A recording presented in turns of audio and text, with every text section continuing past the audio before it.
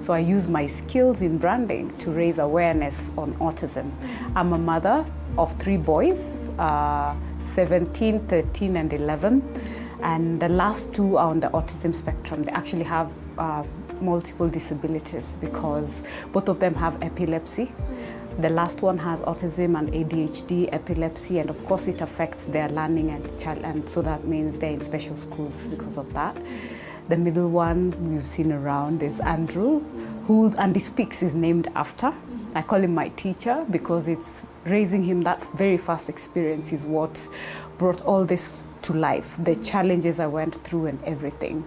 So Andy Speaks is generally just speaking on behalf of parents like myself and children who cannot speak, because majority of those with neurodevelopmental disabilities cannot speak, especially autism. So I focus mostly on autism because that's my story. That's what I live every day for the past 13 years. And so I am a board director at the National Council for Persons with Disabilities. I sit in the academic committee for KICD on an advisory basis for inclusion of special needs, and in communication at the Ministry of Health, one of the technical committees for IEC materials. That is what is put out for awareness under the ministry. And at the Nairobi County, the Disability and Gender Office, I also sit in that. So changing policy takes a lot. So yeah, my life revolves around one meeting, one advocacy after the other. But it's fulfilling, I have to say that. Thank you, Dr. Sylvia, for making time. So I know the journey is long, but let's talk about your experience now getting your children and realizing they have autism and how that sort of shaped your life's work. Like any other mother, I'd lost, out of my 3, I lost 1 child between the first and the second born, which causes you a lot of pain, especially when there's a lot, in your African culture, there's a lot of pressure. Where is the next one? When is the next one? And then I had an easy pregnancy until the last few days when my waters drained, and I expected a normal birth. It was not easy because it was like a whole week in hospital, nothing is changing, labor pains were not coming, and I gave birth through CS. So, and it was full, so I didn't know what happened during delivery. But my child after that was put in ICU because he could not breathe. When I demanded to see my baby, when they brought him out, he started turning blue. So he was put back. Then he had jaundice, he had gastro issues, stomach reflux. I tell you, those first few months were hell, just trying to understand and navigate. So one day, I was just noticing he was just shaking. So I was asking, because we were seeing the stomach doctor, that's a gastroenterologist. And I asked him, why is my child shaking? He's warm, he's not cold, the weather is okay. So he said, maybe it's our habit to go. Then one day I got full-blown convulsions, and those things you hear, and I'm like, what on earth is this and what's going on? I didn't know what to do. As a mother, I was running up and down. I pick him, he's shaking too much, I feel like I will drop him. So I just put him down, I started screaming, I called the doctor, I explained what's going on, and they were like, you need to take him to hospital. That time you lose your mind. I just carried him and started walking. And I was myself, where are you going? You can't walk all the way to the hospital. First of all, which hospital am I even going? But all this time you're just broken, crying, trying to understand. Back in the days they used to say, put a spoon. I'm like, this is a child, how do you start? And like his eyes rolled back and he just went flat out. And like, my child is dead, So I'm like, doctor, is he not moving? He's not anything. And he said, no, just rush him to hospital. Just count how long it has been, notice anything. And that was the beginning of the rest of my life in disability space. So from there, it was just one doctor after the other to try and figure out CT scans, EEGs, words you've never had before in your life. And in that growth span, by this time he was approaching like 6 months. So all the small milestones he had, every time a convulsion came, he would forget everything. Like when he starts oohing, that went. When he started crawling, that went. And I think he walked way later than regular kids. His speech came when he was 5 years.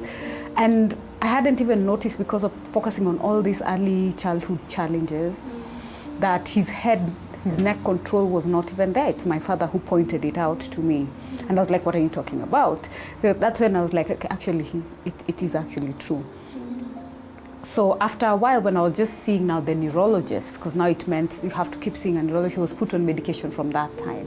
Actually, it was around 3 months, because at 6 months is now when we got the actual diagnosis, when we did the CT scan. And we were told he had a sclerosis in the head. You know, I just like, a sclero, what? What is that? You're being told that your child has a wound in the head. I'm like, how do you get a wound inside your head? It didn't make sense. So they said, let's give it 5 years. It should either clear on its own, but then we will know, even these medications you're taking, the seizures, they might end. So at least I had something I was holding on to 5 years. Within these 5 years, we were not moving. I got pregnant with my second child.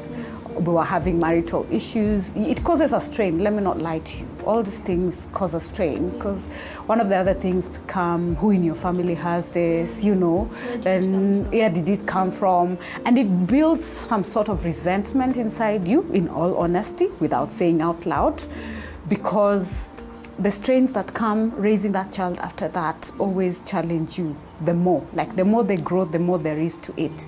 Like you see, this everyday medication was not in our plans, you know, and life is on its own expensive already. This visits to neurologists, which was also very expensive. Then we were told to go for assessment for autism. And I'm like, Oti, what? You know, that was the first time I've ever heard about autism in my life. And that came and went. I took him. First, it was very expensive. I think it was like something like 8,000 back in 2000. And I was born in 2010, yeah, around 2011, there about 2012, when his milestones are not, he's not talking, he's not walking, you know, those basics a child should be doing. And that's when it was broken to me, like, yeah, your child has autism, you need to put them on a diet, you need to, you know, do A, B, C, D. And every time I look at this beautiful kid and I'm like, God, why? What is this? And you go to read and there wasn't a lot, you know, online. But then everything you're seeing is like, oh, mentally be prepared that they will not be able to, you will have to take care of them for the rest of your life, you know. I was still holding on to 5 years. My other baby came when I got pregnant. I think he was 6 months when I was told I'm pregnant. I told my mom, I can't do this, you know, because it was two news at the same time. A child is supposed to be good news, but then when you've just been told about this other thing that you have to carry, yes, there were so many, and I just told my mom, I can't keep it. And she was like, you just carry it and give it to me if you don't want it. I went through my own depression process, trying to accept the whole situation. And I was like, anyway, I'm married. God is there. I can sort of do it. But I was going through depression at the time, and I realized it because I had gone through depression before. I'd even tried committing suicide. I was not successful because I think God was not done with me at that time. So it's like, you know, you gotta go back, you know. And so I was like, the way I'm feeling like this, I might end up in the same space. So I took time to like just call myself to order. I gave birth to Brad. He's like the most loving child you could ever have. He's the one who knows when I'm in pain. He's the one who will notice my mood change. He's the one who will come and tell me, I love you from the weirdest of points, you know, and totally unexpected. And he's brought a lot of joy. He's that one person, if you're in the room, if we're together, we're together, we're not leaving each other.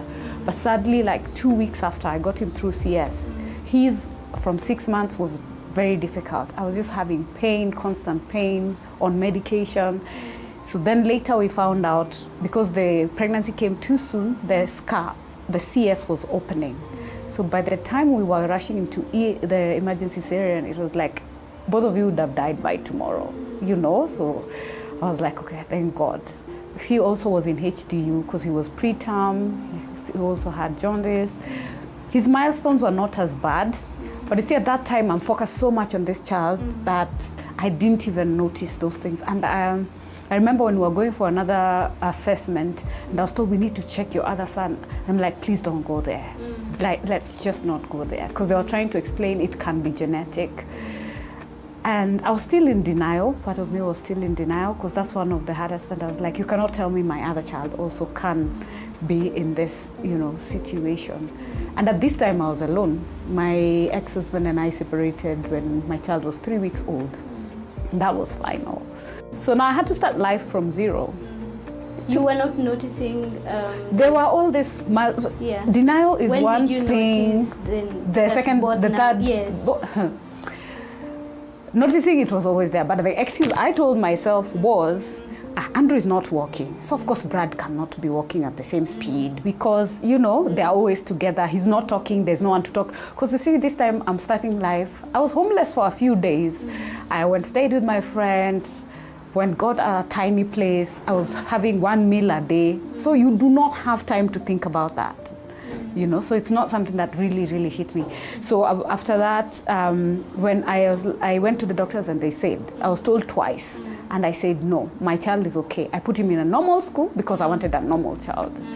And trying to juggle all of this and trying to restart life. And I had quit my job because you can't sustain employment with all the things that were going, because it's always hospital, medication, all of this. So I started my business. At least I had that self-belief. But then it got to a point I really needed to put my things together. I decided to take time to heal myself, the inner self, go through my personal journey, the past, because we carry a lot in us that we don't know. And that's where I started questioning God, because I was at a very painful part that I was not even praying. I was not doing anything. To me, God was too unfair for me to be part of it. After I went through a course called Alabastron, I was seeking the why God was unfair, why do I have 2 children with special needs? And that's when it came to dawn to me, because everywhere I went, I would get the same message, which is Proverbs 31, 8 and 9. Speak on behalf of those who cannot speak for themselves and ensure justice is done. Hold that thought, Dr. Silva. We'll take a short break. We'll be right back.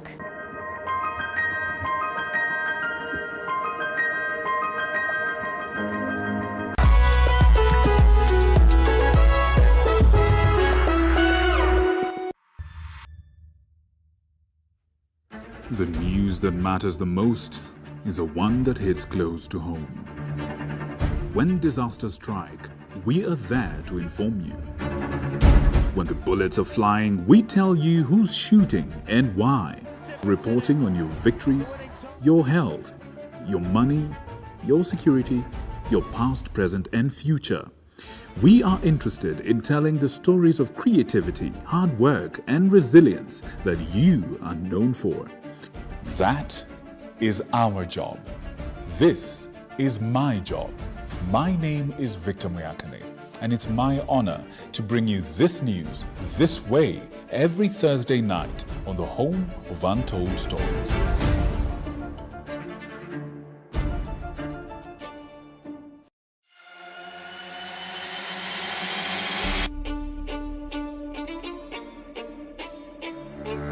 Katika majengo haya, hapa ndipo sheria zinapotungwa na zinapopakuliwa. Nitakuletea viongozi mbalimbali, mirengo mbalimbali, wote kwa pamoja wakipika na kupakua. Tutawapa nafasi kuweza kuangazia changamoto na mafanikio ya ugatuzi katika ukumbi wa siasa kila siku ya Jumanne kuanzia saa 1 kamili na kuendelea.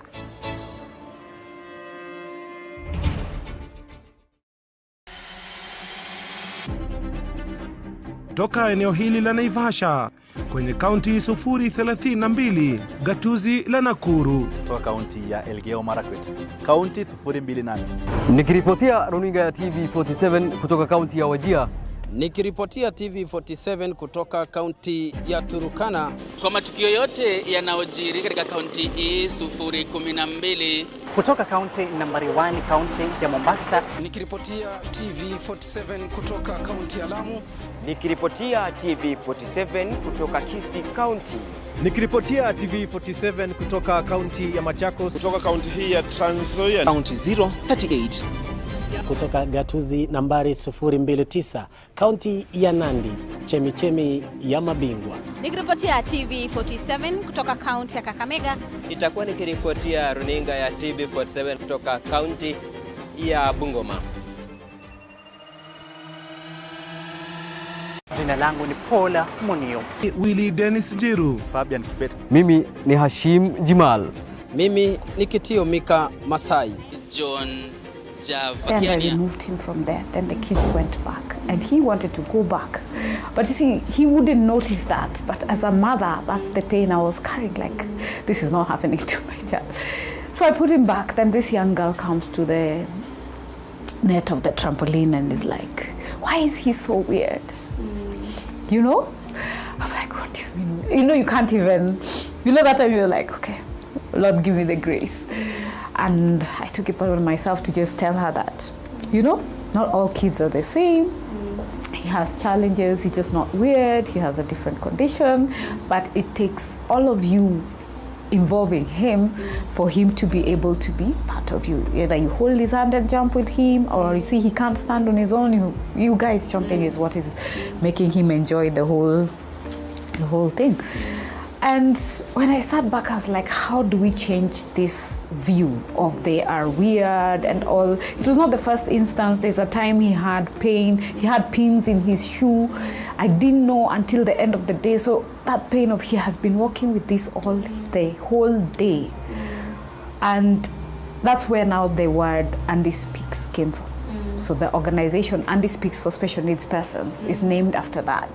So it is basically just that journey of difficulty, not being able to communicate their pain, not being able to communicate the injustices that they face in society, not being able to speak, you know, at least a person who's hard of hearing can sign, you know, others who have physical disabilities can speak up for themselves. But what about these children who don't even know that there is an injustice? And you see, with that lightened up the fact that the verse that I kept getting, speak on their behalf, let justice be done. So, and I remember I did a feature where they titled it, My Son Called Me Mom for the first time when he was 5. And you know, that getting that voice. And that is why I called it Andy Speaks, so that we can be able to speak on behalf of those who cannot speak for themselves, as the Bible said, and also to speak on behalf of caregivers, because all my friends were not there. No one would understand what I'm going through. And I think I was only invited to only one birthday in like those 10 years. And even in that birthday, everyone is like, are they okay? You know, it drains you as a parent. So for Andy Speaks, I know there's a bit about modeling where you are trying to use modeling to do advocacy. I'm a Rotarian, and in Rotary we have this program called the Sunshine Rally, where we bring together differently able children, like 6,000 of them across Nairobi. And we were going for an interview to just raise awareness about it. And my friend asked me, have you ever thought of modeling? I'm like, as usual in life, I know I'm old, you know, I'm married, I'm divorced, you know, because everything she said, there is Mrs. I'm divorced, there is what, I have children. Then she's like, no, let me find out. She went and asked someone, and then I found about a pageant in SA that was had a category for divorcees or ladies over 30 who have children or who have not been married, but they're above that age threshold. And I was like, okay, then I'll do it.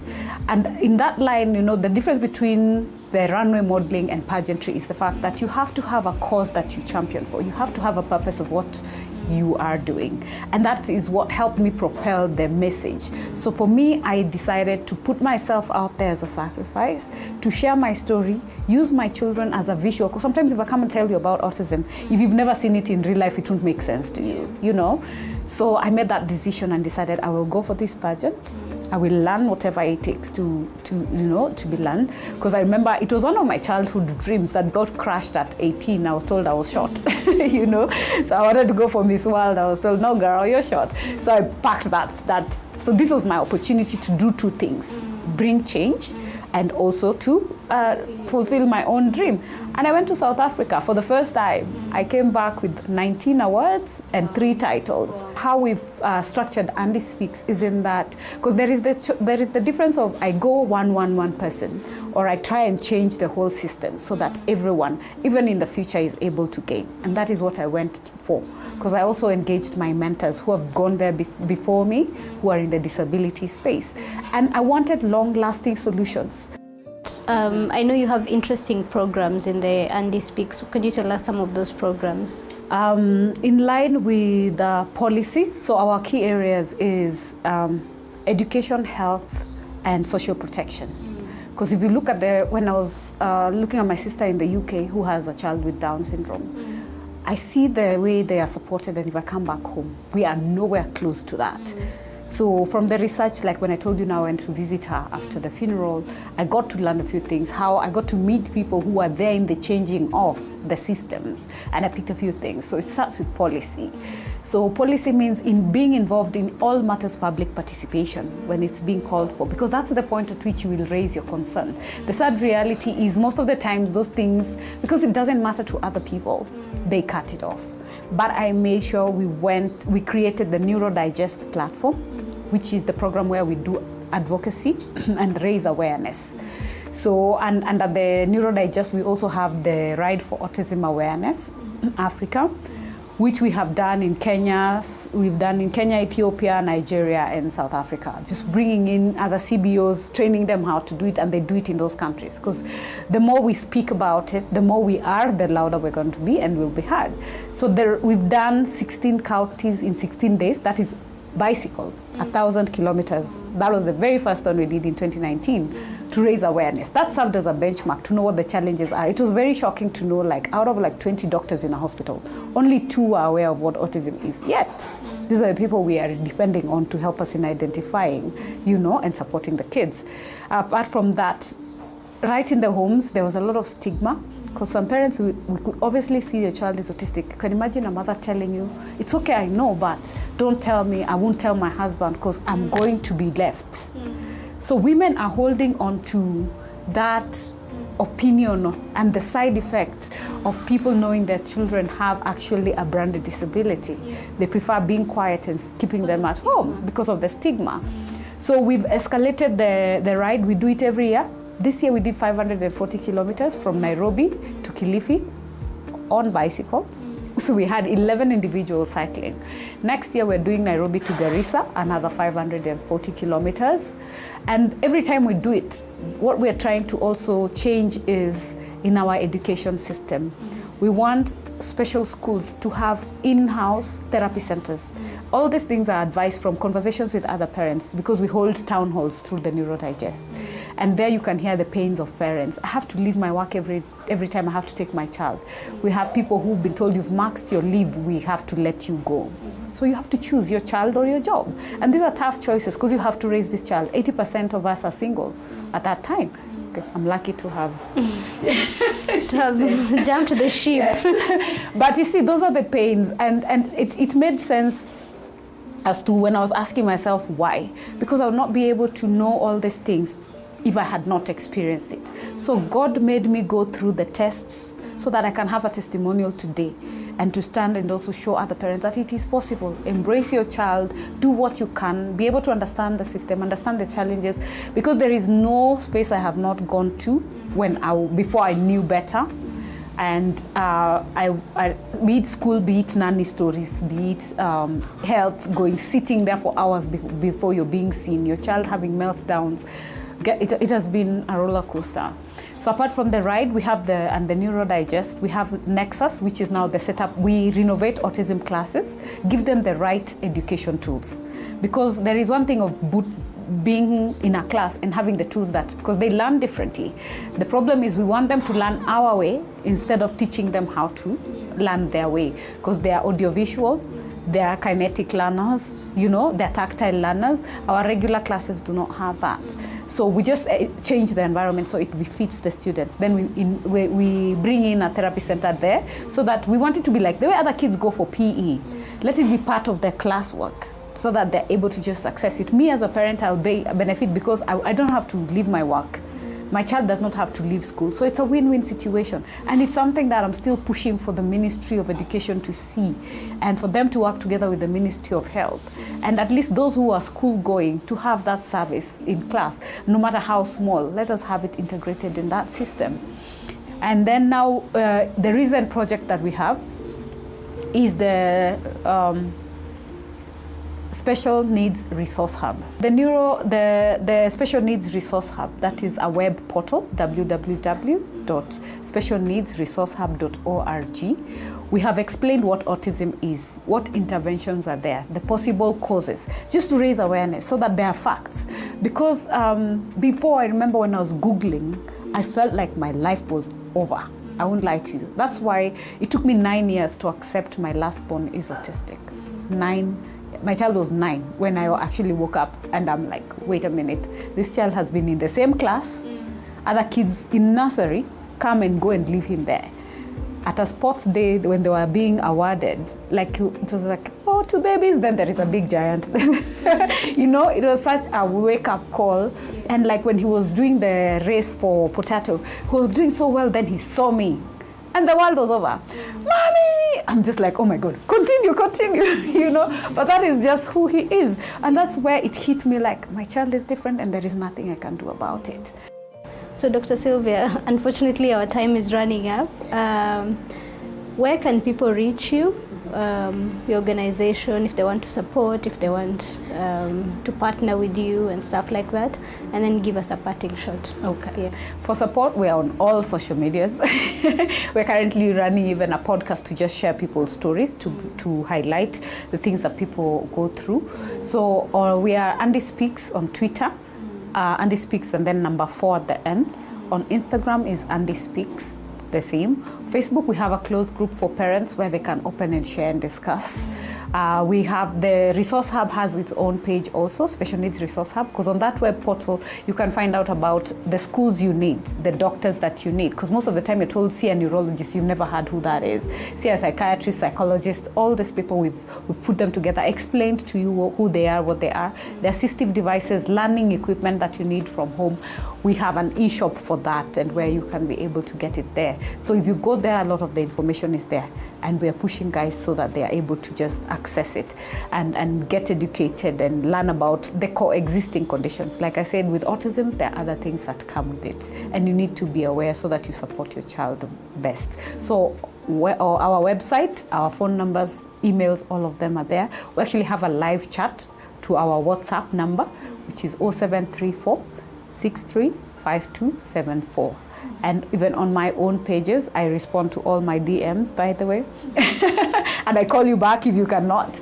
So that is Sylvia, Dr. Sylvia Mochabo Akinsiku. Instagram is Sylvia at Sylvia Mochabo, and on Twitter, Mora Sylvia.